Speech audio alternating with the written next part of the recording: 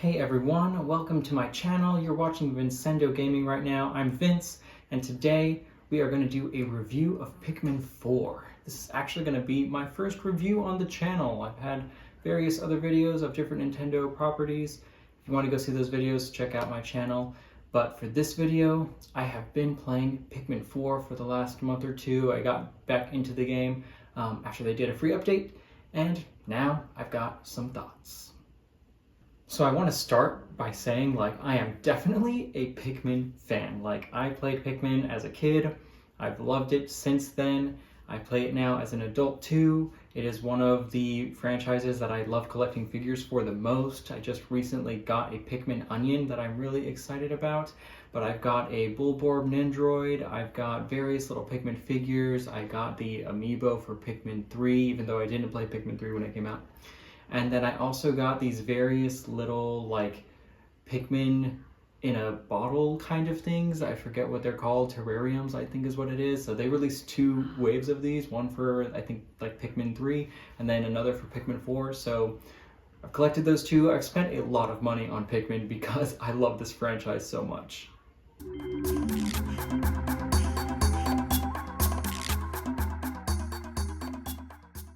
I started playing the games actually with Pikmin 2. I remember renting it as a kid, and actually it was my older sister that I have to thank. Shout out to Melanie. I have to thank her for getting me into the franchise because she just thought they looked cute and she wanted to play it, but I ended up falling in love with the series. Later on, I got Pikmin 1 because I wanted to try, the other games in the series, and so I got it from GameStop with a really cheap box. You know how GameStop used to do, actually they still do it, they do those not original boxes. So I had Pikmin 1, as a kid I didn't really care, and played it, and I could not beat it. I tried as hard as I could. Those 30 days felt like an eternity when you're a kid. Now I've gone back and played it as an adult, and I actually know how to play games, and I actually know how to play Pikmin games, and I can beat the game in 12 or 13 in-game days, and it takes me 5 or 6 hours. But as a kid, I was struggling so hard, and I was always on the final world trying to beat that Emperor Bulblex at the end of the game, and I just could never beat it within the time limit of the day. So then later on, around, I don't know, middle school, high school was when, I had a Wii, but there's no Pikmin games on the Wii. And then I fell off of gaming around this time, and I never got a Wii U. I didn't get back into gaming really until I was in college with the Switch. The Switch is what I have to thank for getting me back into gaming. But so I never played Pikmin 3, but I do remember wanting to. I remember watching Let's Plays of all of Pikmin 3 because I didn't have a Wii U and then I wasn't going to get the game. Finally, when it came out on Switch, I was able to play it, and I was super excited, and honestly, Pikmin 3 is my favorite Pikmin game. I love that game so much. And then by the time Pikmin 3, I don't know if it had just come out or if it had been out for a while. I think it had been out for a while already, but at some point my wife had also gotten into gaming. So then I played Pikmin 3 again with my wife in the co-op mode, which Pikmin 3 has the best co-op mode. And so then she was also excited when Pikmin 4 came out, and again, we played Pikmin 4 together. But you probably know this, that Pikmin 4 does not have the best co-op mode. In fact, it has an extremely terrible co-op mode that I do not recommend playing. Using Pebble Pitcher, they can throw stones or items to help you while exploring. So I say all that to preface this review with, even though I'm replaying Pikmin 4 in this review, it really kind of feels like the first time I'm playing Pikmin 4, because when I played this game co-op with my wife, I'm a gentleman, I let her be the main character when we play co-op games. So I, in fact, was Pebble Pitcher. That's right, I was Pebble Pitcher the first time we played this game. So my experience was her doing this,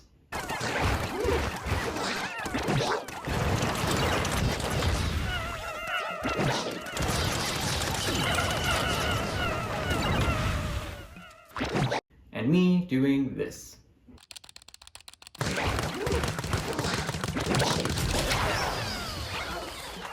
So now with this free update that adds a new game plus, it adds a fierce mode, it adds several other things, I wanted to take it upon myself to replay this game, this time with me as the main character, playing the game for real this time. Here's my review of Pikmin 4 in 2026.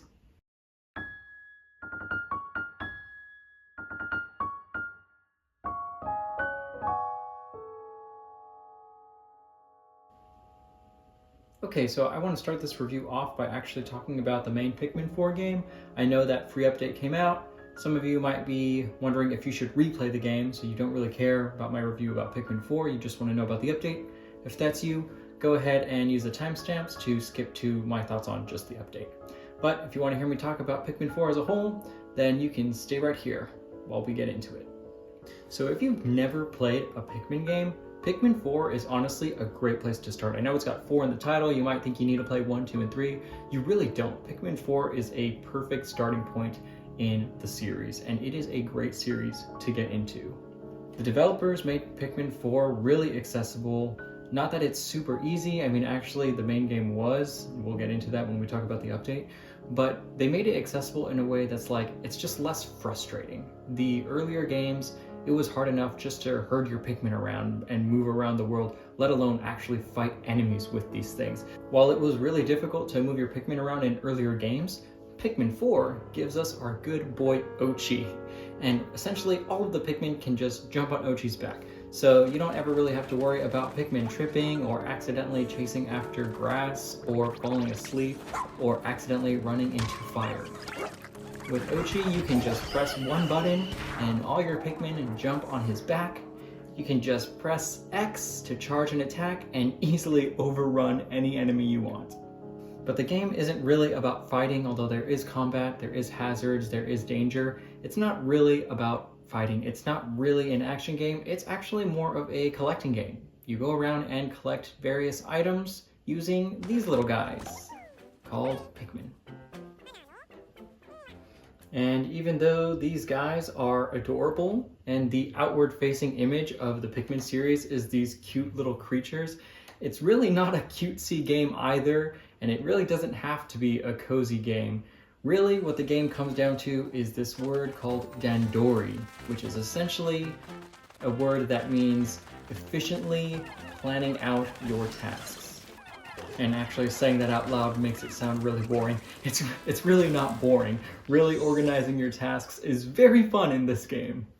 It really gives you that rush when you're like, yes, I know I can do that just a little bit faster, or I can collect one more item in this day if I just do this and this differently. And when you really start getting into it and you really understand the gameplay, all you want to do is be as efficient as possible to make use of every single second of the time that you're given in the game. You'll start thinking carefully about every decision you make. Which Pikmin are you going to take out? Are you going to divide and conquer or stay as one big group? Do you have a lot of enemies to kill? Should you focus more on offense or should you focus more on a lot of Pikmin to collect things? If you are collecting, are there a few really big items to where purple Pikmin, for example, would be more useful? Or are there a lot of little items spread around to where you might want to use something like white or winged Pikmin? And then of course, which hazards are you going to encounter? Is there fire? Is there electricity? Is there a lot of water? All of these things will come into play as you make your decisions to have the most efficient collecting experience. And when you really do nail it down and you have those moments where you have all of these items coming in at just the right time because of your great Dandori, it really does make you feel super accomplished. And so while I think Pikmin as a series kind of struggles because it's kind of hard to put your finger on what it's about. You look at it and it looks like this cutesy cozy game. Other people say it's extremely brutal with your Pikmin dying everywhere. Other people like just collecting as a sort of leisurely experience, and then people like me want to be as cutthroat as possible, getting every single second's worth out of your day. It's really a lot of everything, and it's really hard to just say from a marketing perspective, like, this is what Pikmin is, you should play it. It's hard because honestly, Pikmin can be whatever you want it to be. That's what makes it great, and it's also what makes it really difficult to market. But Pikmin 4 does a great job, and it's why I think definitively it is the best Pikmin game, because it actually acknowledges that there are many different ways to play, and it gives you all of those ways to play. This game is essentially 5 different experiences, and you can enjoy or disregard as many of those as you want.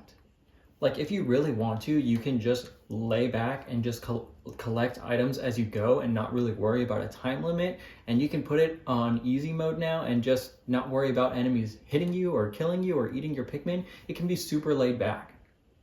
But if you like having a little bit of tension, there is literally a whole nother game inside of this game, Olimar's Shipwreck Tale, where essentially you have to collect 30 items within 15 days, and it's not super easy. It's not super hard, but it's also like, it's enough to give you a challenge of like having a time limit and having actual rules and actually having to think and not just be laid back with your gameplay. And by the way, if you do enjoy this and you haven't played Pikmin 1, play Pikmin 1.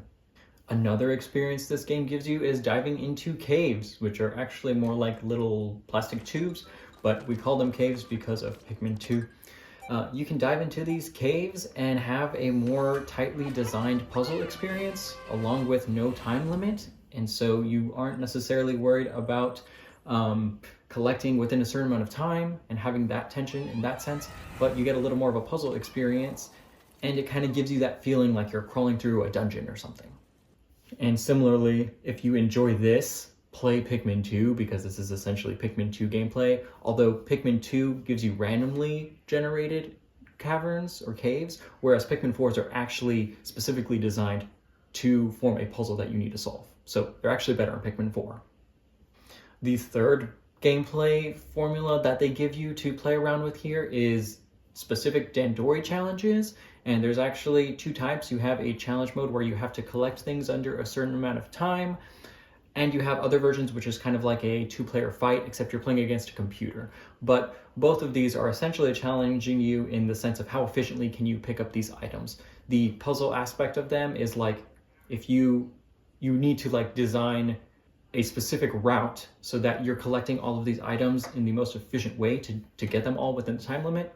And same thing for the battle mode, you need to be planning like, well, which items should I get first to get more points to beat this other player, or should I go on the offensive and just fight them? So you're doing more of a strategic plan, and you can utilize Ochi and your own character as two separate players, so you can kind of send one to go to an area and collect this item. Meanwhile, you take Ochi to go to a separate area and collect a different item or kill a different enemy. And then while they're doing that, while Ochi's doing something, you can tell your main character to go somewhere else, and then you do Ochi's task, and then you tell Ochi to go somewhere else while you do the main character's task. So you get a lot of that multitasking feeling in those Dandori challenges. And this gameplay is heavily borrowed from Pikmin 3, which gives you 3 captains in that game, and that game really mastered this idea of multitasking and sending captains to go into different areas. If you like the Dandori challenges in Pikmin 4, play Pikmin 3. It's my favorite Pikmin game, and it's a lot of fun for that reason of being able to multitask. And if essentially giving you Pikmins 1, 2, and 3 within Pikmin 4 wasn't enough, well, Pikmin 4 gives you another unique mode specific to Pikmin 4, and that is the Night Expeditions.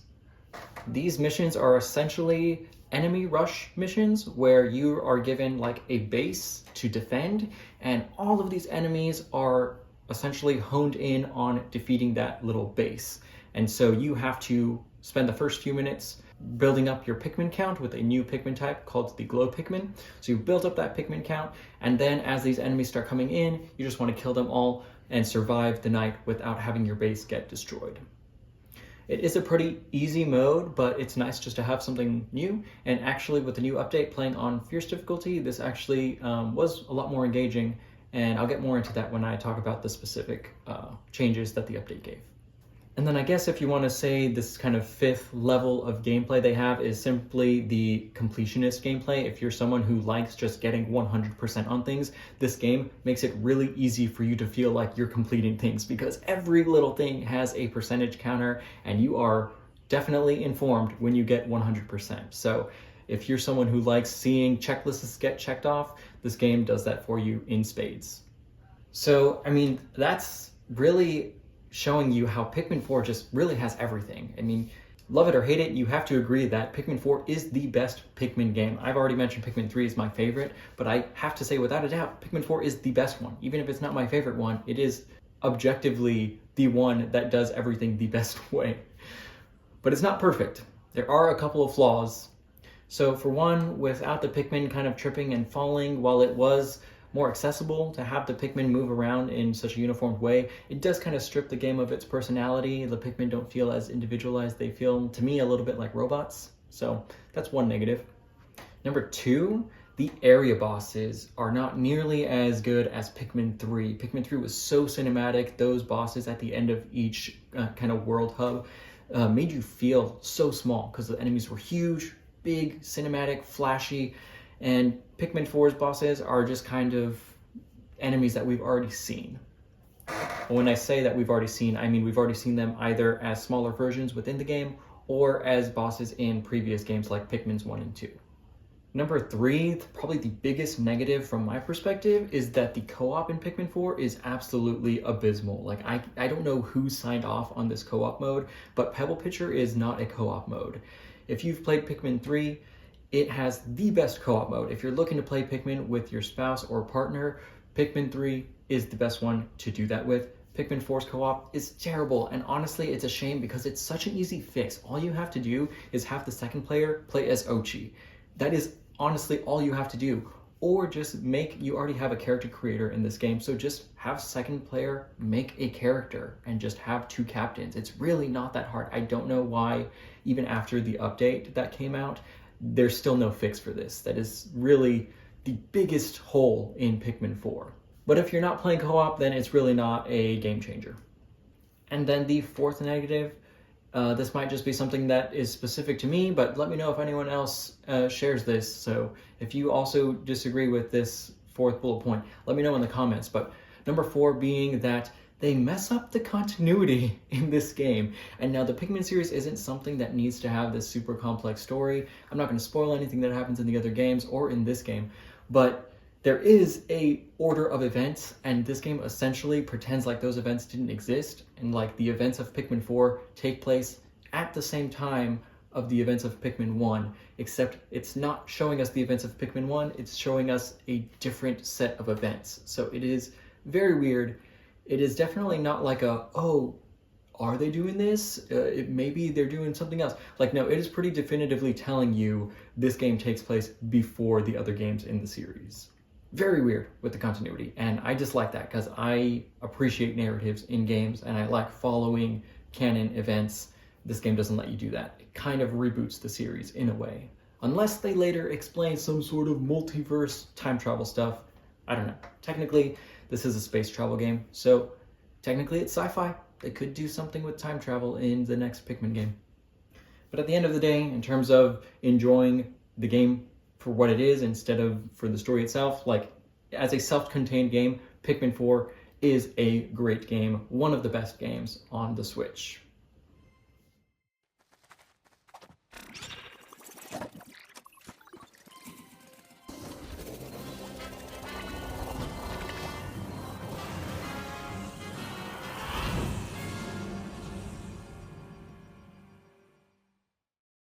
So now let's go ahead and talk about that free update that came out. And first of all, I don't know why they gave us a free update for the Switch 1 version and didn't give us a Switch 2 edition. I would have definitely played for a Switch 2 edition, and mouse controls would be super helpful in this game.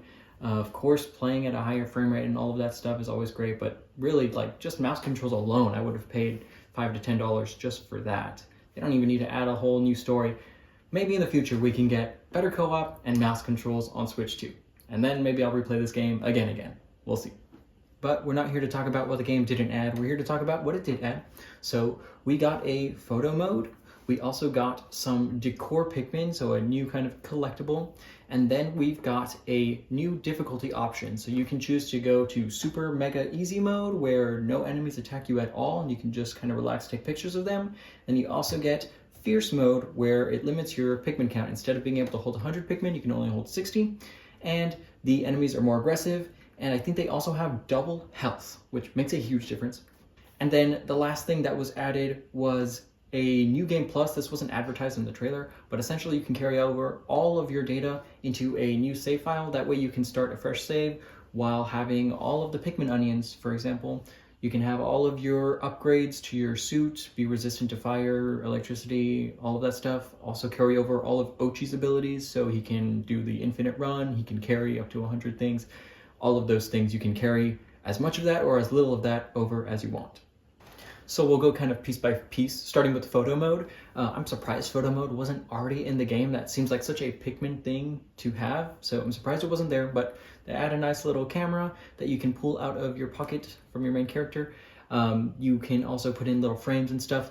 Honestly, I didn't use the camera too much because I was more focused on like being as efficient as possible. I didn't really have time to like stop and take pictures of the grass and stuff. But I did take some pictures, and I was a little disappointed with the camera, mostly because the mobility of it is kind of limited.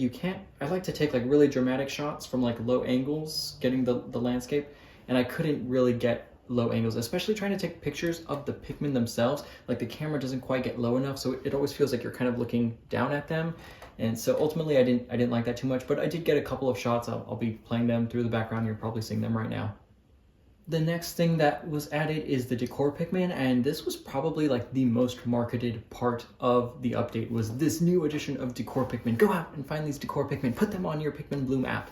And I'll be honest, this was another part of the update that I couldn't have cared less about this. Like I was kind of excited at first, but then ultimately I was like, why do I want these decor Pikmin? You know, would they die?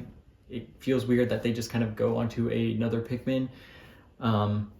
Maybe it's also because like Pikmin for me isn't a cozy game. For me, Pikmin is like a puzzle action game. But yeah, I just didn't really care to have my Pikmin wearing things, and like I can't really see the decor while I'm fighting anyway. It felt kind of pointless. Just another thing to collect.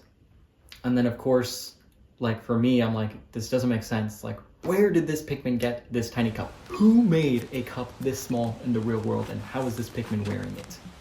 I need to know, because it doesn't make sense to me.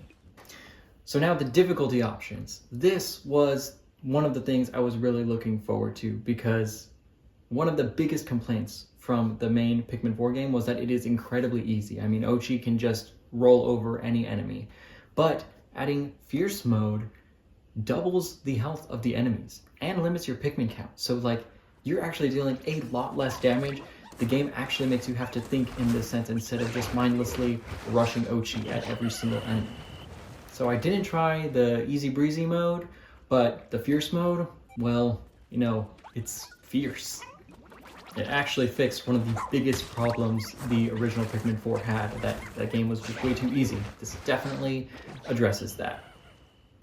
Another issue the original game had was that its introduction was just way too long. There's so much text that you have to spam A through. It's feeding you drip by drip this saga of a story, and it just takes forever for you to finally get into the meat of the gameplay. But with New Game Plus, it starts you after all of that tutorial section. So you can go into New Game Plus and then essentially start right from, I think, day 2, where you really get to explore the world for the first time.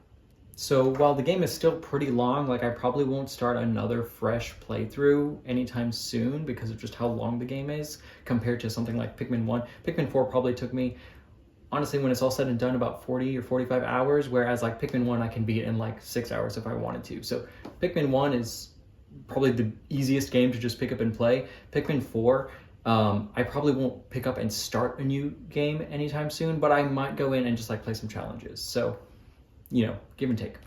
The New Game Plus still definitely helps if you do want to start again. And you can choose how much stuff you want to bring over or not bring over. Like if you want an extremely difficult experience, my recommendation is don't do a New Game Plus. Just start a new file fresh with the hard difficulty, because I don't think you have the option on New Game Plus to restrict your onion count. Like restricting the ability to make like pink Pikmin, for example. I think you get that ability right away regardless of the options to select. So like you can decide, okay, I'm not going to take over all of my character's upgrades, or I'm not going to take over Ochi's upgrades, but I don't think you have an option to restrict taking over your onions. So if you want the ultimate difficult experience, which I might do this later on, maybe in a year or something, if you want that hard experience, start the game fresh. Even though the tutorial's long, just start it fresh on that fierce difficulty, and then you'll really get that sense of having to start the game in this hard mode with Ochi's abilities limited, your abilities limited, and having to get the Pikmin as they come rather than having access to something like purple Pikmin and rock Pikmin right from the start. But for my playthrough this time, I didn't really want to have that really hard experience. And it's not because I wanted an easy experience, it's because you get a lot of upgrades in the game that come very late. Like you get some upgrades for Ochi and for your character that you just never really have time to use because you're already almost finished with the game by the time you get them. In some cases, you are finished entirely with the game. Like you get a final reward. Granted, I never really used this reward, but the final reward you don't get to use because you can't do anything in the game after you really beat it. So for that reason, I started a New Game Plus with all of my abilities. That way I could use some of those abilities that I had got late in the game, and also so that I could use my white Pikmin, my purple Pikmin, rock, and winged Pikmin earlier in the game. So how did I like it? Well, we'll start with the day exploration, which is kind of like the main exploration of the game, the main gameplay loop. And honestly, it wasn't super hard, even on fierce difficulty. It was still very much achievable. I did have a few casualties, and I restarted the game, or not restarted, but I used the rewind feature to, if I killed a ton of Pikmin by accident or made a dumb mistake, like I did restart just because, it's whatever. I was playing very casually. I wasn't trying to like do a no Pikmin death challenge or anything like that. So I did lose a few Pikmin. It was somewhat difficult, but it wasn't super hard. But it also wasn't brain dead. So I think it actually did strike this nice balance of being enough to where you have to think, but not being so extremely difficult that you're just losing Pikmin or taking forever to kill enemies. And so while I wasn't trying to challenge myself with preventing Pikmin from dying, the main thing I was trying to challenge myself with was being as efficient as possible and trying to use as little days as possible. So while the difficulty wasn't super affected in the daytime exploration, the nighttime exploration actually was greatly affected, because the whole idea of the nighttime exploration is fighting enemies. And your Pikmin count is now decreased, so you can't have 100 glow Pikmin anymore. You can only get up to 60. And the enemies have twice the health, so while the main gameplay loop of night exploration is defeating enemies, that has now gotten twice as difficult, not more than twice as difficult, because you're reducing the amount of damage you can deal, and the enemies have twice as much health. So it actually was very awesome. And I say awesome because, even though it was difficult, because honestly in the main game, it was kind of mindless, just killing enemies as they came. But with the fierce mode, the night exploration, I actually had to think on some of these levels. I actually failed some because it was too difficult. But again, that difficulty was welcome because for the final night mission, for example, I lost several times. I just kept getting overwhelmed by some enemies. So eventually I had to strategize. I actually had to think about which enemies am I going to kill first? If my Pikmin limit is already at 60, why am I making more Pikmin, right? Can I divide Ochi and send him to go destroy this giant egg so that I don't have to deal with a big enemy, and then take my main character and go kill different enemies? Killing them in a specific order made it to where I actually was able to beat that level. And if I was just mindlessly just killing enemies as I saw them, I would end up getting overwhelmed and lose that mission. So it was super awesome to actually have a night mission where I had to think about what I was doing and not just mindlessly kill enemies as they come. That kind of gives me the idea that we need a night mission mode where it's just endless. You just have endless enemies and you just go for as long as you can go until your base is killed. That is something that is really missing from this. Maybe in the future. So we've talked about daytime exploration. Difficulty really wasn't affected too much. We've talked about nighttime exploration. Difficulty was affected, but it was welcome because it was needed. The next thing was absolutely insane. The difficulty was totally unchecked, and that is the Sage Leaf Trials. So if you haven't played Pikmin 4, the Sage Leaf Trials are essentially an extra challenge set of 10 challenges that you unlock at a certain point in the game.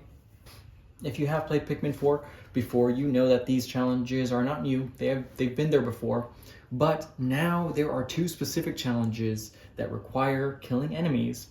And with this added difficulty, it feels like the developers forgot to balance the time requirement to get a platinum medal on these challenges, because I'm telling you, it was, even with guides, taking me several hours to finally beat these challenges.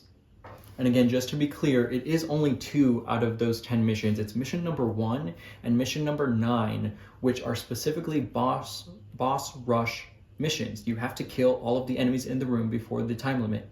And getting platinum, I'm telling you, took me forever. And I was already looking at a guide that told me exactly the order of things to do. Like, just achieving it itself was difficult to do, let alone knowing the correct order of things to do. So honestly, did I love that part of it? It did feel a little bit unbalanced. It felt like they didn't fix the time. I don't know specifically if they kept the time requirements the same, but it felt like the collecting rooms were still way just as easy as they were before, but those challenges where you had to kill enemies were extremely difficult. Like, it was so unbalanced, challenges number 1 and 9 compared to the other 8 challenges.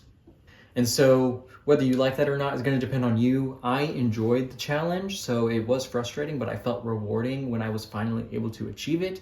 Other people, after 2 hours of trying the same thing over and over again, might have just thrown their controller on the floor. But honestly, finally getting those platinum medals for me really summed up why Pikmin 4 is the best game. It's because the game can be whatever you want it to be.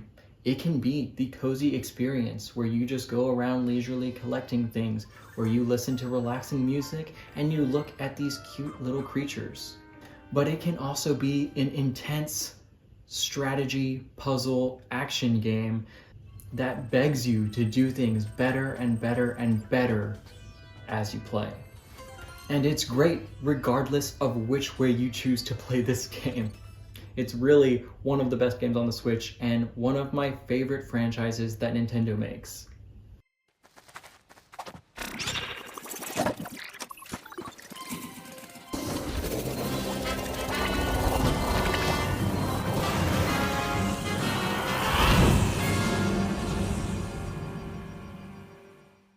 Alright, so that is my review of Pikmin 4 here in 2026 after that free update. I'm gonna leave some footage here on the rest of the video of me finally getting my platinum medal on that Sage Leaf challenge of challenge number 1. I was originally gonna make some guides for challenge number 1 and 9, but I had been sitting on this footage for a long time and I was busy, and then I had other videos, and then Animal Crossing hit us. So honestly, I don't even get enough views for me to really constitute spending the time to make a guide. But here's some footage so you can get an idea of just how precise you have to be and just kind of how unbalanced these last few challenges are in the Sage Leaf trial.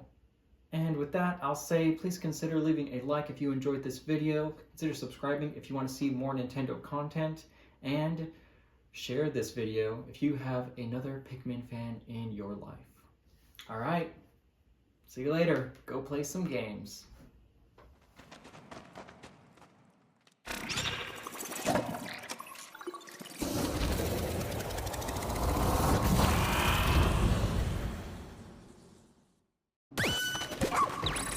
Oh.